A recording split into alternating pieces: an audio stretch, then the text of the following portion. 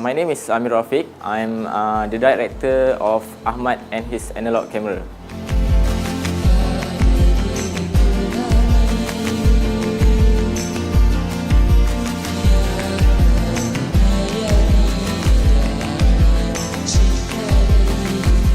Okay, my inspiration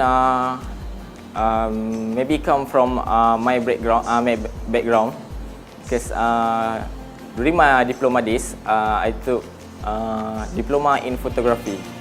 So my short film is more about photography, capturing image.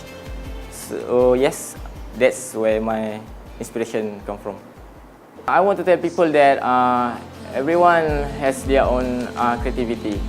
So please support them and encourage them for their own creativity, because we don't know what they might be in the future.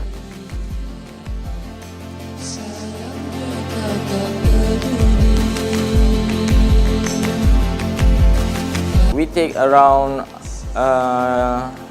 1 month for the production of this short film, around 2 weeks for the pre-production, and then we shoot this short film for 3 days during fasting month.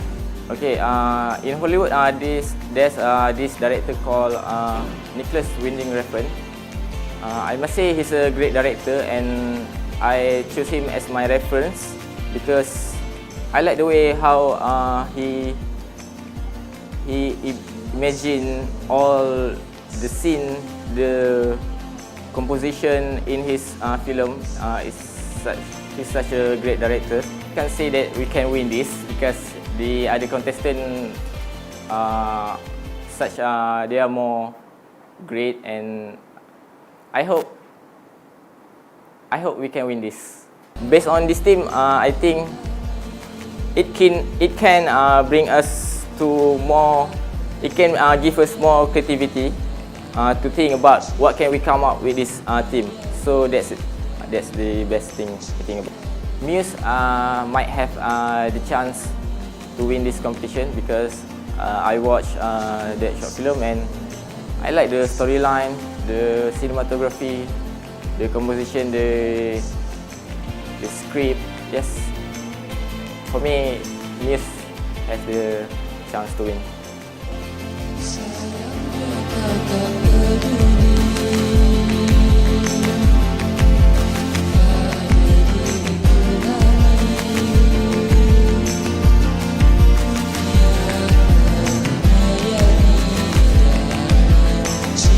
Hello, I'm Ameerul Adenan, the director of Ahmad and his analog camera.